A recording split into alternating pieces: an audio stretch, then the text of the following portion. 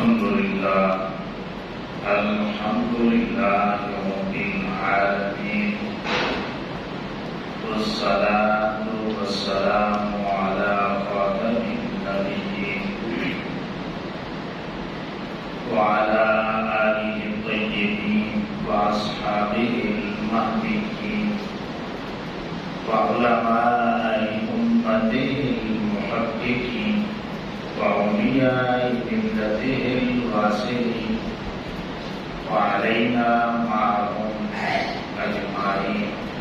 أما بعد فأعوذ بالله السميع العليم من الشيطان الرجيم. بسم الله الرحمن الرحيم.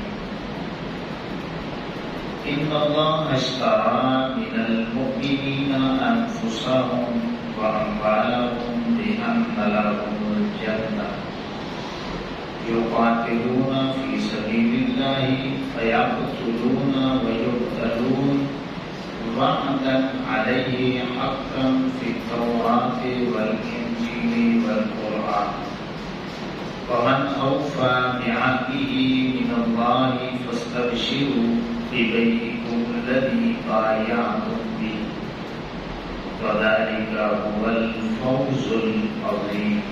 صدق الله مولانا العظيم. إن الله وملائكته يصلون على النبي يا أيها الذين آمنوا صلوا عليه وسلموا تسليما. تمامی احباب درود و سلام پیش فرماؤ. الصلاۃ والسلام علیک یا سیدی یا رسول اللہ وعلی آلک واصحابک یا حبیب اللہ.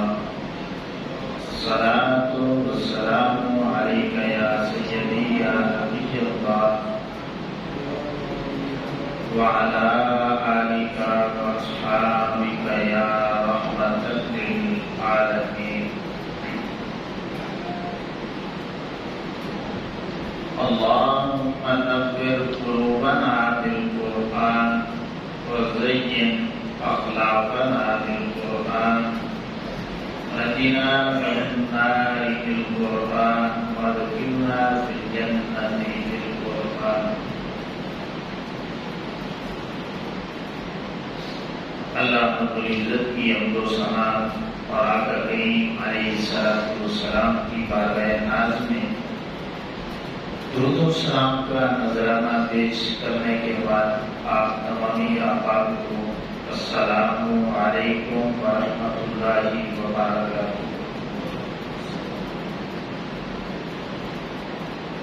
امام الانبیاء صلی اللہ تعالی علیہ وآلہ وسلم کے غلاموں، اللہ رب العزت کا کروڑ لاکھ شکر ہے کہ جس نے اپنی توفیق خاص سے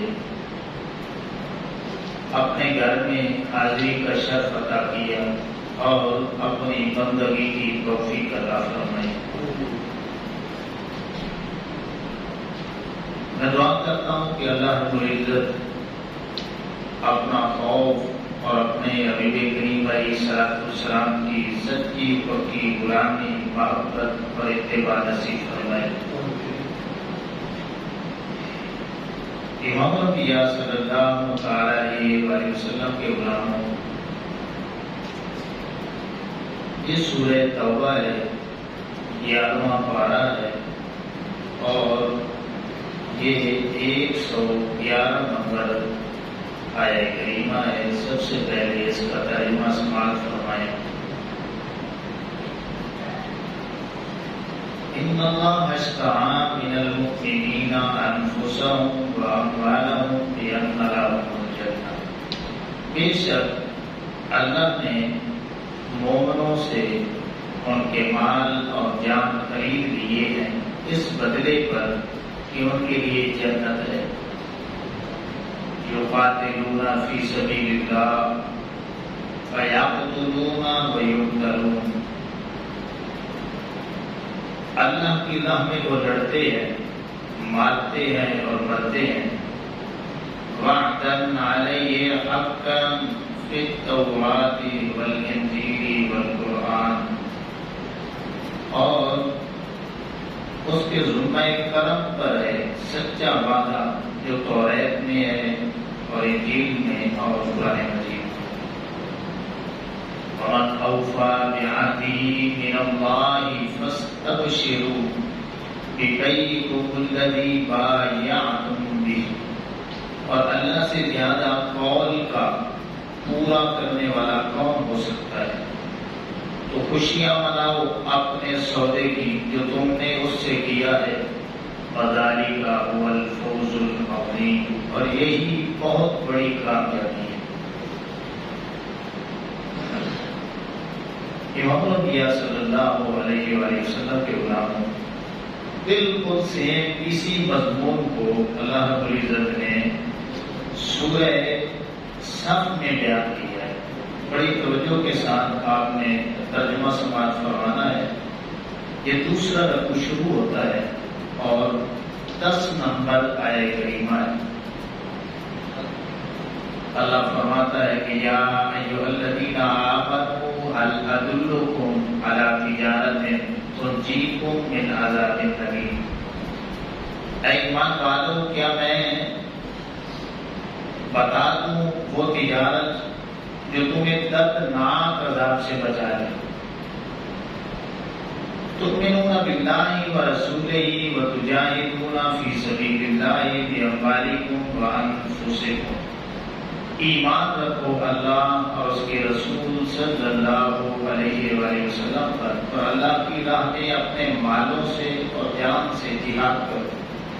ذالکم خیر لکم ان کنتم تعلمون، یہ تمہارے لیے بہتر ہے اگر تم جانو۔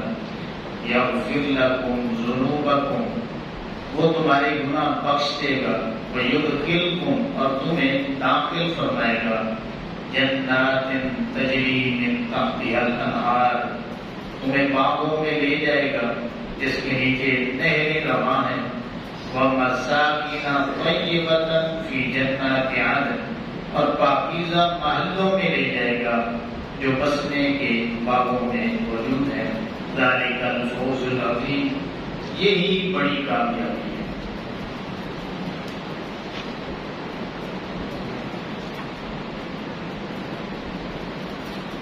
امام الانبیاء صلی اللہ تعالیٰ علیہ وآلہ وسلم کے غلاموں،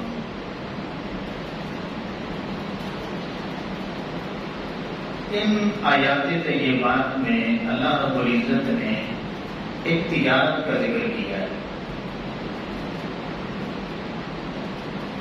کہ اللہ رب العزت مومنوں سے ایک تجارت فرماتا ہے کہ ان سے ان کی جانیں اور ان کے مال وہ خرید لیتا ہے، بدلے میں انہیں جنت عطا فرما دیتا ہے۔ اب امام الانبیاء صلی اللہ علیہ وآلہ وسلم کے غلاموں، ہر دور میں اللہ کے بندے اللہ سے تجارت کرتے رہے، اور وہ اپنا مال اور اپنی جانیں اسی کی راہ میں لوٹا کر اسی کی رضا کے طالب رہے ہیں۔ اب سوال یہ پیدا ہوتا ہے کہ وہ اپنی جانیں کیوں لٹاتے ہیں، وہ اپنا مال کیوں لٹاتے ہیں اللہ کی راہ میں؟ اس سوال کا جواب یہ ہے کہ مومن جانتے ہیں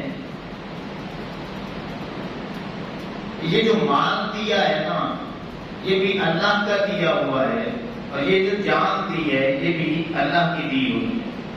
ہماری جانوں کا مالک بھی اللہ ہی ہے اور ہمارے مالوں کا مالک بھی اللہ ہی ہے۔ مومن جانتے ہیں کہ یہ دنیا خود بخود وجود میں نہیں آئی، بلکہ اس کائنات کا کوئی پیدا کرنے والا ہے، اس کائنات کا مالک بھی وہی ہے، اس کائنات کا خالق بھی وہی ہے۔ اور اللہ رب العزت نے ہمیں بے مقصد پیدا نہیں کیا، ہم اسی کی مرضی سے اس دنیا میں آئے ہیں اور اسی کی مرضی سے اس دنیا میں رہ رہے ہیں، اور اسی کی مرضی سے ہم نے ایک نہ ایک دن اس دنیا سے چلے جانا ہے۔ تو تو جب یہ بات کی جاتی ہے تو ذہنوں میں کچھ اشکال پیدا ہوتا ہے کہ جب اسی کی مرضی چلنی ہے تو پھر انسان تو محض مجبور نظر آتا ہے۔ اس دنیا میں کچھ لوگ انسان کو صرف مجبور سمجھتے ہیں اور کچھ لوگ کلی طور پر بااختیار اپنے آپ کو سمجھتے ہیں، حالانکہ یہ دونوں نظریات جو ہیں یہ قرآن مجید اور احادیث مبارکہ کے بالکل خلاف ہے۔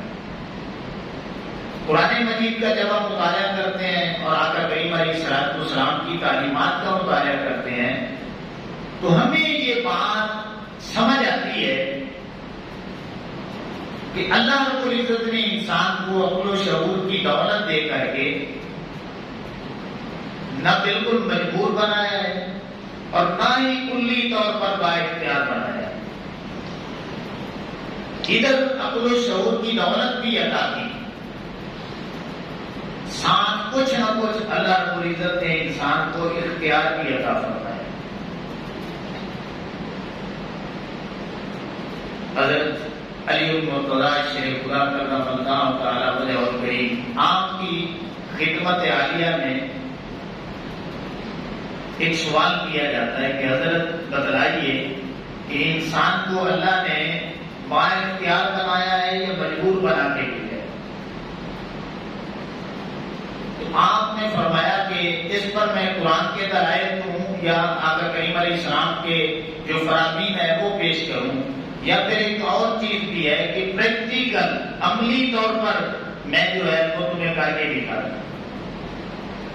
اب وہ کہنے لگا حضرت قرآن میں بھی یقیناً موجود ہوگا کہ اللہ کا کلام ہے، آقا کریم علیہ السلام نے بھی وضاحتیں فرمائی ہوں گی، لیکن اگر پریکٹیکل بات ہو جائے تو ذرا جلدی سمجھ میں آ جائے گی۔ تو مولا کائنات مولا مرتضیٰ شیخ خدا کرم اللہ تعالی وجہ الکریم آپ نے فرمایا کہ کھڑے ہو جاؤ۔ اب وہ بندہ کھڑا ہوتا ہے تو آپ فرماتے ہیں کہ اپنی ایک جو ٹانگ ہے نا اس کو اوپر کر دیں۔ اب وہ اوپر کرتا ہے تو آپ فرماتے ہیں آپ دوسری بھی اوپر اٹھا لیں۔ اب وہ کہتا ہے حضرت یہ تو ناممکن سی بات ہے، بس ایک ہی میں اٹھا سکتا ہوں، یا دائیں والی یا بائیں والی۔ آپ نے فرمایا بس سمجھ لے اللہ رب العزت نے انسان کو اتنا سا اختیار کر کہ بس ایک کو اوپر اٹھا سکتا ہے، دوسری کو اٹھائے گا تو نیچے گرتے ہیں۔ اللہ اکبر۔ تو امام الانبیاء صلی اللہ تعالی علیہ وآلہ وسلم کے غلاموں، انتہائی مختصر زندگی میں اللہ رب العزت نے انسان کو جو مختصر اختیار عطا فرمایا ہے، اس مختصر اختیار میں عقل و شعور کو استعمال کرتے ہوئے اگر کوئی بندہ اللہ کی الوہیت کا اقرار کر لیتا ہے، آقا کریم علیہ السلام کی رسالت کا اقرار کر لیتا ہے، اور پھر اپنا مال اور اپنی جو جان ہے وہ اسی کی مرضی سے لگا دیتا ہے، تو وہ مومن بنتا ہے۔ جو اللہ کا اقرار کر کے اپنا مال اور اپنی جان اسی کی مرضی کے مطابق لگا دے، استعمال کرے، وہ مومن بنتا ہے۔ اور جو الوہیت کا اقرار کر کے پھر اپنی جان اور اپنے مال کا خود مالک بن جائے اور اپنی مرضی اختیار کرے، وہ منافق بنتا ہے۔ اور جو سینے سے اس کا انکار کرتے اور یہ کہے کہ مال بھی میرا ہے اور جان بھی میری ہے، میں جدھر چاہوں استعمال کروں، تو وہ کافر بنتا ہے۔ جو اللہ کا اقرار کر کے مال اور جان اس کی مرضی کے مطابق استعمال کرے، وہ مومن ہے۔ جو اس کا تو اقرار کرے مگر جان اور مال کے حوالے سے اپنی مرضی کرے، وہ منافق ہوتا ہے۔ جو اس کا انکار کرے اور مال اور جان میں اپنی منمانی کرے، اپنی مرضی کے سے استعمال کرتا پھرے، تو وہ کافر بنتا ہے۔ تو اس لیے امام الانبیاء صلی اللہ علیہ وسلم کے غلاموں، اللہ نے فرمایا کہ یہ جو تجارت ہے، یہ کاروبار جو ہے، یہ میں مومنوں سے کرتا ہوں، کافروں سے نہیں کرتا۔ کیا مطلب؟ کہ اب جو بھی مومن رہنا چاہتا ہے اور کہتا ہے کہ میں مومن ہوں، اللہ فرماتا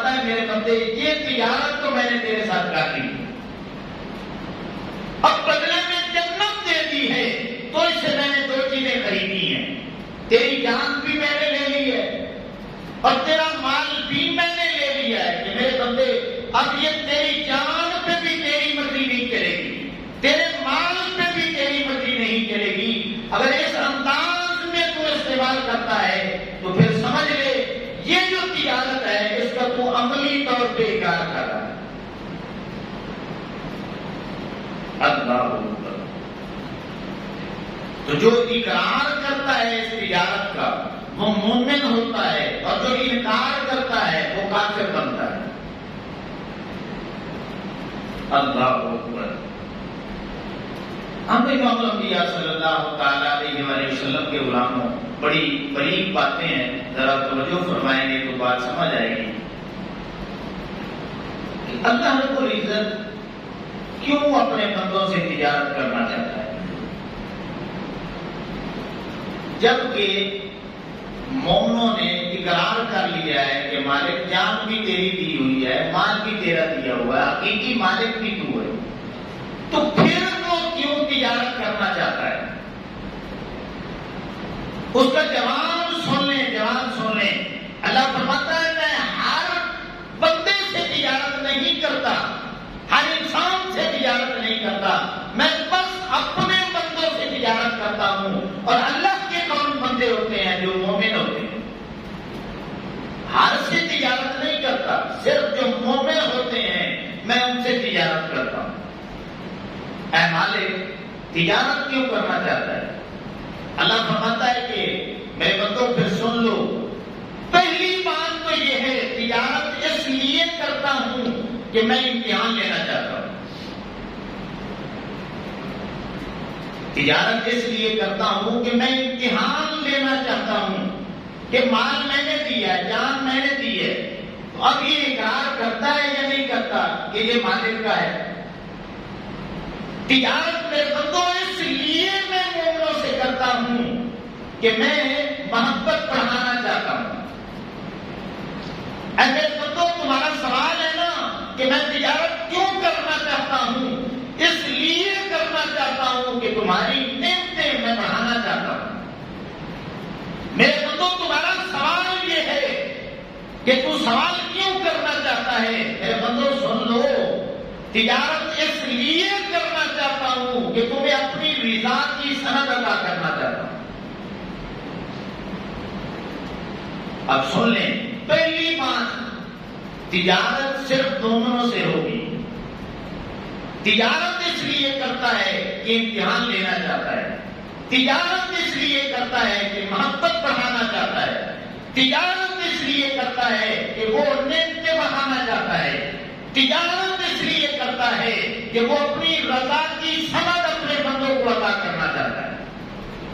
ابھی بھی میری باتیں آپ کو سمجھ نہیں آئی تو میں ایک مثال دینا چاہتا ہوں۔ مثال انشاءاللہ آپ کو بات بالکل کلیئر سمجھ آئے گی کہ آپ اپنے بچے کو اٹھا کے دکان پہ لے جاتے ہیں، آپ نے اپنے بچے کو گود میں لیا ہے، دکان پہ گئے ہیں اور اس بچے نے جس چیز پہ بھی انگلی رکھی ہے تو آپ نے فوراً وہ چیز اٹھا کے آپ نے اپنے بچے کے ہاتھوں میں تھما دی۔ کیا یہ رویہ آپ ہر بچے کے ساتھ کرتے ہیں؟ بولے تو صحیح یار، سارے بولیں۔ آپ جو بھی گلی میں بچہ ملے آپ اسے گود میں اٹھا لیں، وہ جو بھی دکان پہ آپ کو کہے تو آپ وہ چیز لے کے دے دیتے ہیں؟ نہیں کرتے۔ آپ کیوں لے کے دے رہے ہیں؟ پہلا سوال یہ ہے، آپ جواب دیں گے کہ میرا اپنا بچہ ہے، اس لیے میں جو ہے نا یہ جو بھی چیز مانگے گا میں اسے لے کے دوں گا۔ یہ آفر جو ہے صرف میرے اپنے بچوں کے لیے۔ اللہ اکبر۔ اب دوسری بات کہ آپ نے اپنے بچے کو کوئی بھی چیز لے کے دی ہے، کھانے پینے کی، جوس بھی لے کے دے دیا ہے، تو آپ کے ساتھ بھی یہ ایکسپیرینس ہوا ہوگا کہ آپ کیا کرتے ہیں کہ آپ اسی بچے کو کہتے ہیں، اپنا بیٹا ہے آپ کا، کہ مجھے بھی دے دو۔ آپ مانگتے ہیں نا، کیوں مانگ رہے ہیں؟ لے کے بھی آپ نے دیا ہے اور بھی لے سکتے ہیں، پھر بھی بچے کو کہتے ہیں کہ مجھے دے دو جوس، تھوڑا سا مجھے پینے دے دو۔ اگر دیتا ہے تو آپ خوش ہو جاتے ہیں. ہوتے ہیں کہ نہیں ہوتے؟ خوش ہو جاتے ہیں کہ میرے امتحان میں بچہ کامیاب ہو گیا. اب آپ کے دل میں مزید محبت بھی بڑھ جائے گی. اگر وہ بچہ آپ کہے نا کہ اور چیز لے دو تو آپ نے فوراً اور بھی لے دینی ہے کہ آپ کے دل میں جو امتحان تھا آپ نے وہ لیا, بچہ کامیاب ہو گیا تو آپ کے دل میں محبت بھی بڑھ گئی, آپ اور بھی چیز اس کو لے کے دینا چاہتے ہیں اور دل میں خوشی بھی ہوئی. نیکسٹ بھی اگر بچہ آپ کا جب بھی کوئی چیز مانگے گا آپ لے کے دینے کے لیے تیار ہو جائیں. اب یہ بالکل آسان مثال ہے, کوئی مشکل نہیں. تو امام الانبیاء صلی اللہ علیہ وسلم کے غلاموں بلا تشبیہ و بلا مثال جس طرح ہم صرف اور صرف اپنے بچے کے ساتھ یہ معاملہ کرتے ہیں کہ دکان پہ لے جاتے ہیں, جو بھی چیز مانگے اسے لے کے دینے کے لیے تیار ہو جاتے ہیں اور پھر بچے سے وہی چیز مانگ کے اس کا امتحان لیتے ہیں. بچہ دے دیتا ہے تو محبت مزید بچے کے ساتھ بڑھ جاتی ہے. بچہ وہ چیز دے دیتا ہے تو دل اور کرتا ہے کہ میں اس کو اور بھی چیزیں لے کے دوں, اور پھر جب بھی کہے گا لینے کے لیے ذہن بن جاتا ہے کہ اب میرا بچہ جو بھی کہے گا اسے میں لے کے دے دوں گا. تو امام الانبیاء صلی اللہ علیہ وسلم کے غلاموں اللہ فرماتا ہے دو جگہوں پہ کہ یہ جو تجارت ہے یہ میں ہر بندے سے نہیں کرتا, صرف اپنے بندوں کے ساتھ کرتا ہوں. جس طرح ہم اپنے بچے کو چیز لے کے دیتے ہیں تو پھر ہم امتحان لیتے ہیں, وہ پاس ہو جائے تو خوشی محسوس ہوتی ہے, اور بھی چیزیں دینے کے لیے تیار ہو جاتے ہیں. اللہ فرماتا ہے میرے بندو تمہارا یہ سوال ہے کہ میں تجارت کیوں کرتا ہوں, اس لیے کرتا ہوں کہ ساری دنیا کو بتانا چاہتا ہوں, دنیا والے دیکھ لو صرف یہ تجارت میرے بندوں نے مجھ سے کی ہے, جس کا یہ اقرار بھی کرتے ہیں. تو یہ مومن ہے. دوسری بات کہ میں اقرار کروا کے کہ یہ مال بھی میرا ہے, یہ جان بھی میری ہے, میں امتحان لینا چاہتا ہوں. اگر یہ کہہ دے مالک تیرا ہے, مال بھی جان بھی تیری ہے, تو یہ امتحان میں بھی کامیاب ہے. اب اللہ فرماتا ہے میرے بندو جب امتحان میں میرا بندہ کامیاب ہو جائے گا تو پھر میری محبت اس بندے کے ساتھ مزید بڑھ جائے گی. پھر میں اس کو اور نعمتیں عطا کروں گا اور دنیا میں اپنی رضا کی صنعت بھی دے دوں گا کہ واہ میرے بندے, اور تو نے تو حد کر دی ہے کہ تم نے جان بھی مجھے دے دی ہے, مال بھی دے دیا ہے, اور بدلے میں جو جنت میں نے دی ہے اس پہ راضی ہو گیا. سارے ان کی آواز سے بولے سبحان اللہ, اور ان کی آواز سے بولے سبحان اللہ. اللہ اکبر. تو امام الانبیاء صلی اللہ علیہ وسلم کے غلاموں تو ہم سارے اقرار کرتے ہیں کہ اے مالک ہم نے یہ اقرار کیا ہے, ہم اقرار کرتے ہیں کہ ہم نے یہ تجارت تیرے ساتھ کر لی ہے کہ یہ جان بھی تجھے دے دی ہے, یہ مال بھی تجھے دے دیا ہے, اور بدلے میں جنت لے دی. اللہ اکبر. اب تھوڑی سی مشکل باتیں ہیں, تھوڑی سی توجہ کریں. جب ہم نے مال بھی اللہ کو دے دیا, اپنی جان بھی اللہ کے حوالے کر دی, بدلے میں ہم نے جنت کو قبول کر لیا. اگر قبول نہیں کرتے تو کافر ہے. اور جب ہم نے اقرار کر لیا کہ مالک یہ جان بھی تیری, ہمارا سارا مال وہ بھی تیرا, تو اب امام الانبیاء صلی اللہ علیہ وسلم کے غلاموں اب اس جان پہ ہمارا حق نہیں رہا. یہ جو ہمارے پاس مال موجود ہے اس میں بھی ہماری مرضی نہیں چل سکتی. اس کو بھی آپ ایک مثال سے سمجھیں کہ آپ ایک دکان پہ جاتے ہیں اور آپ نے وہاں سے سامان خریدا ہے, تھوڑا ہے یا زیادہ ہے, آپ نے سامان خرید لیا ہے, آپ وہیں پہ رکھ دیتے ہیں. آپ کہتے ہیں کہ یہ ادھر ہی پڑا رہے, میں جس کو کہوں گا نا کہ فلاں آئے گا اسے دے دینا, اتنا دے دینا, تو تو نے اسی طرح کر دینا ہے, تو خود استعمال نہیں کر سکتا کیونکہ میں نے قیمتاً تو اسے یہ چیزیں لے لی. اب امام الانبیاء صلی اللہ علیہ وسلم کے غلاموں ایمان سے بتائیں کہ کوئی دکاندار اس طرح کرتا ہے کہ آپ نے سامان خریدا ہے اور کہیں توڑے میں پڑا ہوا ہے اور پھر وہ اپنی مرضی کے ساتھ کسی کو اس میں سے لین دین کر رہا ہے؟ نہیں کرے گا. کیوں؟ وہ ساری دنیا کو بتائے گا کہ میرا سودا بک چکا ہے، میں نے یہ سامان دے دیا ہے، بدلے میں نے پیمنٹ وصول کر لی ہے. تو اللہ فرماتا ہے میرے بندو، وہ بدلے میں جنت دے دی ہے، اب تمہارا جو مال ہے تمہارا نہیں رہا، یہ میرا ہو چکا ہے. اب یہ جو جان ہے تمہارے پاس یہ بھی میں نے خرید لی ہے، یہ اب تمہاری نہیں گئی، اب یہ میری جان بن چکی ہے. اللہ اکبر. تو امام الانبیاء صلی اللہ تعالی علیہ وسلم کے علماء، آپ کو پتا ہے کہ عبادات کی 2 قسمیں ہیں. کتنی قسمیں ہیں؟ یا جانی عبادت ہوتی ہے یا مالی عبادت ہوتی ہے. جتنی بھی عبادات ہیں، یا جانی عبادت ہے کہ آپ اس جسمانی وجود کے ساتھ، وہ عبادت کی کوئی بھی شکل ہے اس وجود کے ساتھ کرتے ہیں، یا اس عبادت کا تعلق مال کے ساتھ ہوتا ہے. نماز کا تعلق کس کے ساتھ ہے؟ ہمارے جسم کے ساتھ ہے کہ ہم نے نماز اعضائے بدن کے ساتھ پڑھنی ہے. روزہ ہم نے کدھر رکھنا ہے؟ ظاہری جسم کے ساتھ رکھنا ہے. ہم نے جو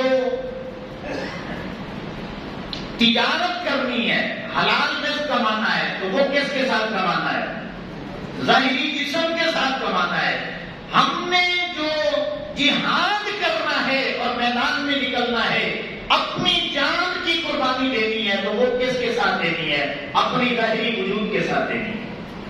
تو اللہ فرماتا ہے میرے بندو، یہ جان اب تمہاری نہیں ہے، یہ میری ہے، میں نے خرید لی ہے، بدلے میں جنت دے دی ہے. کیا مطلب؟ میرے بندو اب تم وعدہ کر چکے ہو، ہمیں جنت قبول ہے.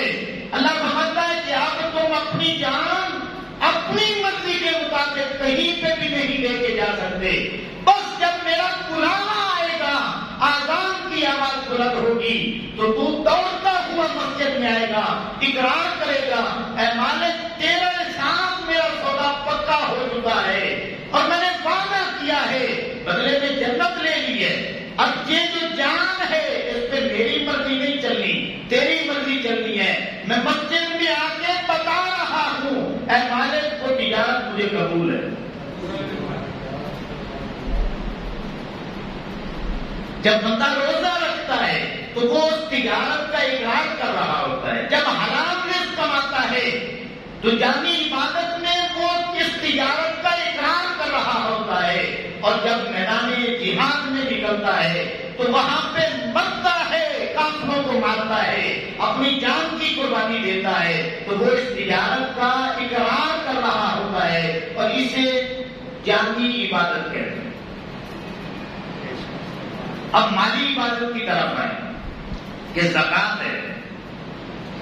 زکوٰۃ مالی عبادت ہے. عشر 10واں یا 20واں حصہ یہ مالی عبادت ہے. نفلی صدقات یہ مالی عبادت ہے. حج جانی عبادت بھی ہے، مالی عبادت بھی ہے. غریبوں کا حق دینا، سائلین کو دینا، یہ مالی حق ہے. اللہ فرماتا ہے میرے بندے تمہارا مال بھی میں نے خرید لیا. اب تم اپنی مرضی سے مال نہیں خرچ کر سکتے. اب یہ مال تمہارے پاس پڑا ہے. میں سال کے بعد کہوں گا صاحب نصاب ہو، 2.5% تم نے زکات دے دی. اب مال میرا ہے، صرف تمہارے پاس جنت ہے. میرے بندو اپنے مال پہ اپنی مرضی نہ کرو. اور بیچا ہوا جو مجھے مال ہے بڑا تمہارے پاس ہے، مالک ہو کر کہتا ہوں 2.5% اس بندے کو دے دو، تو یہ مالی عبادت بن جائے گی. عشر دے دو 20واں یا 10واں حصہ، اور پھر نفلی صدقات دے دو، حقداروں کو حق دے دو. اللہ فرماتا ہے کہ یہ مال اب تمہارا نہیں میرا ہے نا، تو میری مرضی چلے گی. اللہ فرماتا ہے میرے بندو یہ جو میں نے زمین تمہیں عطا کی ہے، زمین عطا کی ہے، اس میں جس جس کا جتنا حق بنتا ہے ان کو دے دو. کیوں کہ میں نے تمہیں بدلے میں جنت دی ہوئی ہے. اب یہ مال بھی میرا ہے، تمہاری مرضی تمہارے مالوں پہ بھی تمہاری مرضی نہیں چلے گی کہ تم نے میرے ساتھ سودا کیا ہوا ہے۔ اللہ اکبر۔ تو امام الانبیاء صلی اللہ علیہ وسلم کے غلاموں، اس سے آگے چلیں تو مال میں زکوٰۃ، نفلی صدقات، جتنی بھی مالی خیر خیرات ہے وہ اسی میں آتی ہے۔ اللہ اکبر۔ تو اب آپ کے پاس زمین ہے تو آپ اپنی مرضی کے مطابق اپنے بیٹوں کو نہیں دے سکتے، ایک کو زیادہ دے دیں دوسرے کو کم دے دیں، نہیں کر سکتے۔ اللہ فرماتا ہے میرے بندے وعدہ یاد کر، تو نے اقرار کیا ہے، جان بھی تیری مال بھی تیرا، اب یہ جو زمین ہے تیری مرضی کے مطابق تقسیم نہیں ہوگی، میری مرضی کے مطابق تقسیم ہوگی، میری مرضی چلے گی۔ تو بندہ پوچھتا ہے مالک کس طرح؟ اللہ فرماتا ہے میرے بندے پڑھ میرا کلام، میرا قرآن پڑھ، اس میں میں نے ساری ڈیٹیل دے دی ہے کہ ماں باپ کا کتنا حصہ ہے، بیوی بچوں کا کتنا حصہ ہے، بیٹیوں کا کتنا حصہ ہے، دیگر رشتے داروں کا کتنا حصہ بنتا ہے، ساری ڈیٹیل میں نے قرآن مجید میں بیان کر دی۔ اللہ اکبر۔ اب امام الانبیاء صلی اللہ علیہ وسلم کے غلاموں، حوصلے سے سننے والی باتیں ہیں۔ عمومی طور پہ ہم جب وراثت کا معاملہ آتا ہے تو ہمیں بیٹے تو یاد رہتے ہیں، اگر بھول جاتی ہیں تو بہنیں بھول جاتی ہیں، بیٹے تو یاد رہتے ہیں مگر بھول جاتی ہیں تو پھر بیٹیاں بھول جاتی ہیں۔ یہ ہوتا ہے یا نہیں ہوتا؟ بہنیں بھول جاتی ہیں وراثت میں، بیٹیاں بھول جاتی ہیں، یہ اس سے آگے چلے تو بیوی بھی بھول جاتی ہے۔ اور جس نے ساری زندگی تمہارے ساتھ وقت گزارنے کی موت تک قسم اٹھائی ہے، کیا موت ہی ہمیں جدا کر سکتی ہے؟ یار تو نے اس کے ساتھ بھی بھلا نہیں کیا، تو اللہ نے اس کا بھی حصہ مقرر کیا ہے، لیکن ہم نے اس کا بھی حصہ کھا لیا۔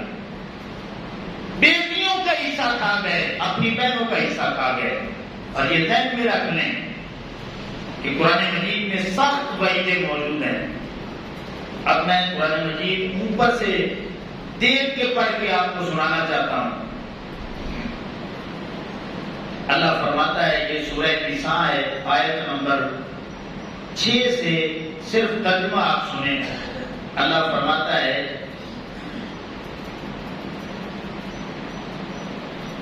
مردوں کے لیے حصہ ہے اس میں سے جو چھوڑ گئے، ماں باپ اور قرابت والے، اور عورتوں کے لیے حصہ ہے اس میں سے جو چھوڑ گئے، ماں باپ اور قرابت والے، اور ترکہ تھوڑا یا بہت، جتنا بھی وہ چھوڑ کے گئے اللہ نے اس کے حصے مقرر کیے۔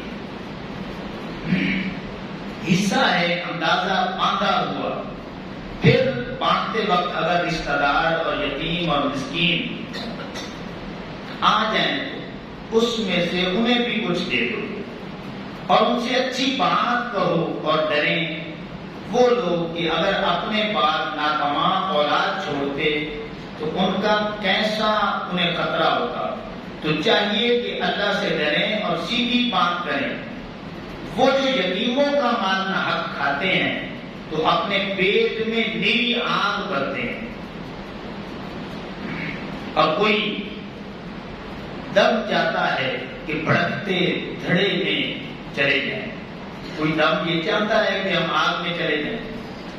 آگے اللہ نے فرمایا کہ اللہ تمہیں یہ حکم دیتا ہے کہ تمہاری اولاد کے بارے میں بیٹے کا حصہ 2 بیٹیوں کے برابر ہے، بیٹوں کا حصہ 2 بیٹیوں کے برابر ہے۔ پھر اگر صرف لڑکیاں ہوں، اگرچہ 2 سے اوپر ہوں، تو ان کو ترکہ کی 2/3 حصہ ملے گا، اور اگر ایک لڑکی ہے تو اس کا آدھا حصہ ملے گا۔ اب یہ لمبا رکھو ہے، صرف میں آپ کو بتانا چاہتا ہوں کہ یہ آیات طیبات نازل کیوں ہیں۔ کون سی وجہ بنی کہ اللہ رب العزت نے ان آیات طیبات کو نازل کیا؟ یہ صحیح احادیث مبارکہ جو مسند احمد میں موجود ہے، 6354 نمبر حدیث پاک۔ اب بڑی توجہ کے ساتھ بات سننی ہے کہ حضرت سعد بن ربیع رضی اللہ تعالیٰ عنہ یہ غزوہ احد میں شہید ہو گئے تھے، یہ صحابی رسول رضی اللہ تعالیٰ عنہ۔ اب ان کی 2 بیٹیاں تھیں، ایک بیوی ہے، 2 بیٹیاں ہیں۔ تو جو ان کے بھائی تھے نا، انہوں نے سارے مال پہ قبضہ کر لیا کہ نہ میں اپنے بھائی کی بیوی کو دوں گا، نہ ان کی بیٹیوں کو دوں گا۔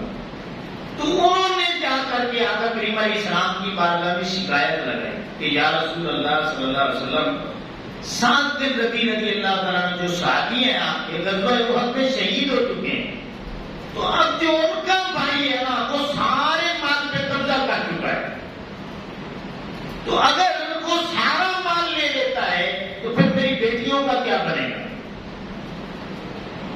آقا کریم علیہ السلام نے فرمایا کہ آپ چلی جاؤ، میں اللہ کی وحی کا انتظار کرتا ہوں۔ مالک نے جو حصہ تیرا مقرر کیا ہے، تیری بچیوں کا مقرر کیا ہے، وہ جب جبریل علیہ السلام آیات طیبات لے کر کے آئیں گے تو پھر میں واضح کروں۔ اب یہ پورے کا پورا رکوع نازل ہونے کا سبب بھی بیٹیوں کا حصہ اللہ نے دلوانا تھا۔ ہم نے انہی بیٹیوں کا حصہ غصب کر لیا۔ اب کیا ہوا کہ تھوڑی دیر کے بعد جبریل علیہ السلام اترتے ہیں، یہ رکوع لے کر کے آتے ہیں، تو آقا کریم علیہ السلام پھر حضرت سعد بن ربیع رضی اللہ تعالیٰ عنہ کے بھائی کو بھی بلاتے ہیں، فرماتے ہیں کہ یہ اللہ کا کلام ہے، اسے پڑھو۔ پڑھتے ہیں، فرماتے ہیں کہ تجھے پتا ہے کہ یہ تیری بھتیجیاں ہیں، ان کا بھی حصہ اللہ نے قرآن میں مقرر کیا ہے، تو ان کو حصہ کیوں نہیں دیتا؟ یا رسول اللہ صلی اللہ علیہ وسلم جتنا بنتا ہے آپ کہیں میں دے دیتا ہوں۔ تو آقا کریم علیہ السلام نے فرمایا، صحیح حدیث موجود ہے مسند احمد کی 6354 نمبر حدیث پاک ہے، آقا کریم علیہ السلام نے فرمایا بیٹیوں کو 2/3 حصہ دے دو اور اپنے بھائی کی بیوی کو 8واں حصہ دے دو، ہاں بقیہ جو مال ہے وہ تم لے۔ تو قرآن مجید کا پورا رکوع نازل ہو رہا ہے بیٹیوں کے حق کے لیے۔ ہم نے بیٹوں کے حق میں تو ہم بڑے سیریس ہو جاتے ہیں، لیکن بیٹیوں کے حق میں کوئی بات کرنے کے لیے تیار نہیں، بہنوں کے حق کے لیے کوئی بولنے کے لیے تیار نہیں۔ اللہ اکبر۔ ایک حدیث پاک میں آتا ہے، یہ بخاری میں مسلم میں موجود ہے، 3196 نمبر حدیث پاک ہے کہ آقا کریم علیہ السلام نے فرمایا، حضرت سعید بن زید رضی اللہ عنہ راوی ہیں، یہ جنتی صحابی ہیں جن کو آقا کریم علیہ السلام نے جنت کی بشارت عطا کی تھی۔ حضرت سعید بن زید رضی اللہ عنہ آپ فرماتے ہیں کہ آقا کریم علیہ السلام نے فرمایا، ان اخذ شیئا من الارض بغیر حقہ خسف بہ یوم القیامت الہ سبع الدین، کہ میں نے یہ بات آقا کریم علیہ السلام سے سنی کہ بغیر حق کے اگر کوئی صرف ایک پالش ہے، ایک گیٹ کو کہتے ہیں، ایک کی پالش جو ہے نا جگہ بغیر حق کے اگر کوئی قبضہ کر لیتا ہے، تو آقا کریم علیہ السلام نے فرمایا کہ 7 زمینوں کا طوق بنا کے قیامت والے دن اللہ رب العزت کو اس بندے کے گلے میں ڈال دے، 7 زمینوں کا طوق بنا کے لعنت کا طوق اس بندے کے گالے میں ڈال دے، اور ساری دنیا کے سامنے وہ رسوا ہوگا۔ دنیا دیکھے گی کہ اس بندے نے صرف ایک گٹھ زمین کھائی ہے۔ اب کس کی کھائی ہے؟ کسی کی بھی کھائی ہے، وہ بیٹوں کا حصہ ہے یا بیٹیوں کا حصہ ہے یا بہنوں کا حصہ ہے یا ماں باپ کا حصہ ہے، کسی بھی مسلمان کا حصہ ہے، کھایا ہے، تو آقا کریم علیہ السلام نے فرمایا کہ لعنت کا طوق اس کے گلے میں ہوگا۔ اللہ اکبر۔ اب یہ مسلم شریف کی 360 نمبر حدیث پاک حضرت ام المؤمنین عائشہ صدیقہ رضی اللہ تعالیٰ عنہ دیگر اصحاب رسول رضی اللہ تعالیٰ عنہما کی راوی ہیں کہ آقا کریم علیہ السلام کی بارگاہ میں ایک صحابی آتے ہیں، وہ کہتے ہیں یا رسول اللہ صلی اللہ علیہ وسلم میرا مال ایک شخص ہے وہ مجھ سے چھیننا چاہتا ہے۔ آقا کریم علیہ السلام نے فرمایا نہیں دینا۔ اس نے پھر پوچھا یا رسول اللہ صلی اللہ علیہ وسلم وہ میرے ساتھ لڑائی کرنا چاہتا ہے۔ آقا علیہ السلام نے فرمایا تو بھی لڑائی کر۔ پھر اس نے پوچھا یا رسول اللہ صلی اللہ علیہ وسلم اگر وہ مجھے لڑائی کے دوران قتل کر دے تو میرا کیا بنے گا؟ آقا علیہ السلام نے فرمایا تو شہید بنے گا۔ پھر پوچھا یا رسول اللہ صلی اللہ علیہ وسلم اگر لڑائی کے دوران میں اسے مار دوں تو پھر آقا علیہ السلام نے فرمایا کہ وہ بندہ جہنم میں جائے۔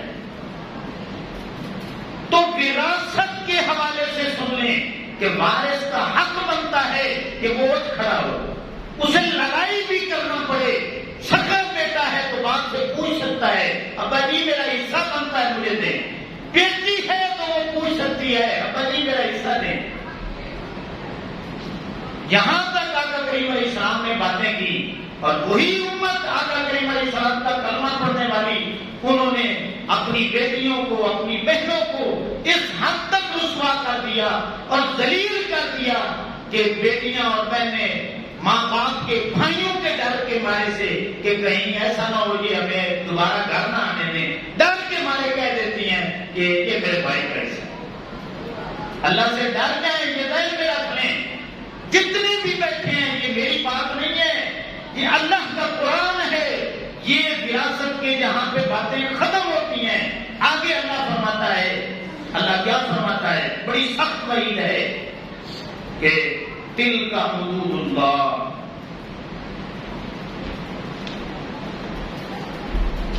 کہ یہ اللہ کی حدیں ہیں۔ وَمَن يُطِعِ اللَّهَ وَرَسُولَهُ يُدْخِلْهُ جَنَّاتٍ تَجْرِي مِن تَحْتِهَا الْأَنْهَارُ خَالِدِينَ فِيهَا وَذَلِكَ الْفَوْزُ الْعَظِيمُ، کہ جو حکم مانے گا اللہ کا اور اس کے رسول صلی اللہ علیہ وسلم کا تو پھر اللہ اسے جنت میں داخل کرے گا جس کے نیچے نہریں جاری ہیں، وہ اس جنت میں ہمیشہ رہے گا، اور یہی بہت بڑی کامیابی ہے۔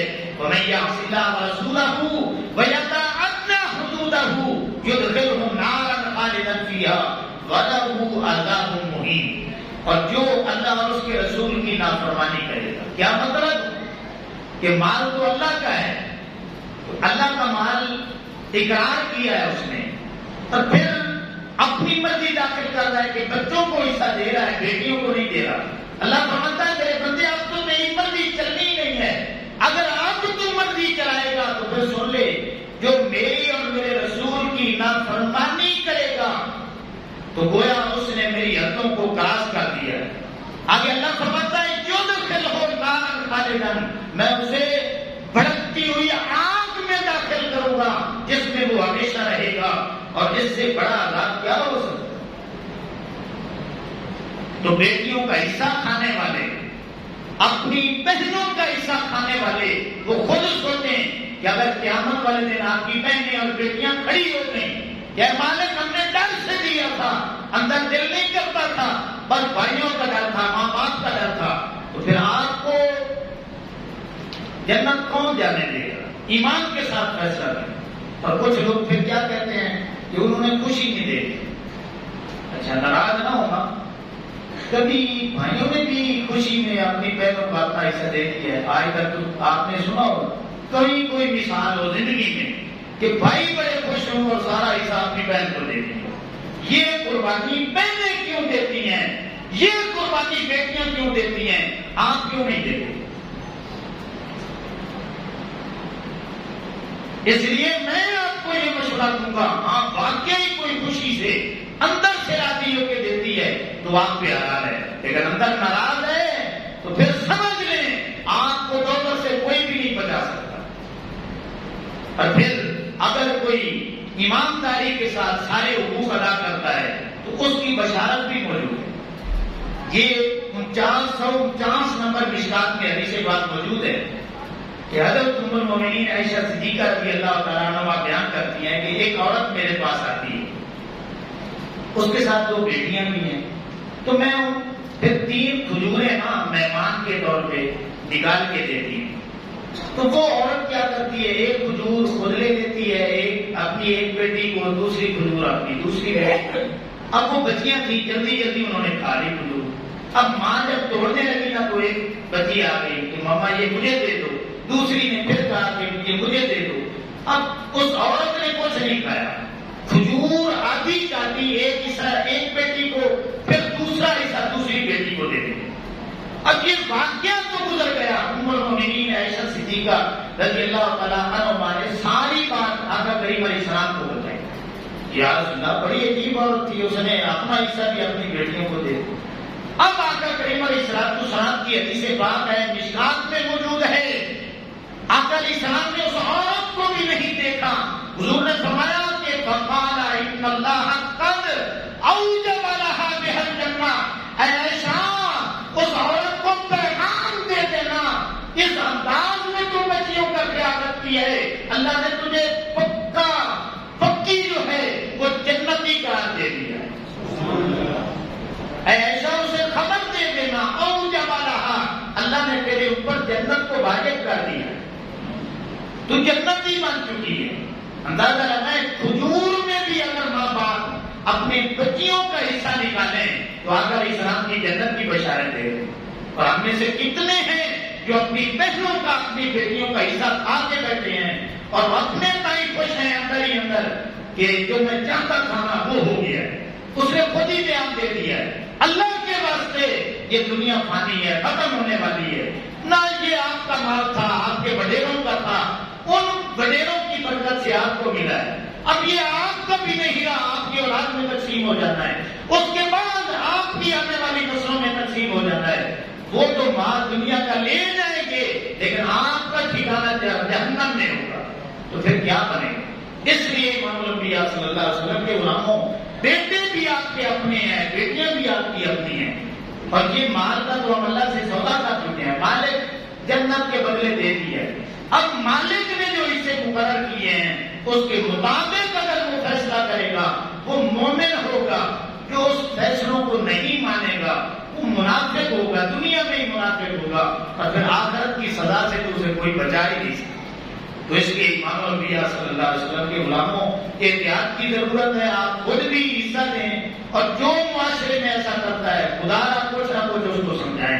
انشاءاللہ جب سمجھائیں گے تو اسے بات سمجھ آ جائے گی، یہ ہماری بات نہیں ہے کہ جس قرآن کو تو اللہ کا کلام مانتا ہے، اس قرآن میں اللہ نے بیٹیوں کے حق کی وجہ سے پورا رکوع اللہ نے قرآن میں نازل کر دیا۔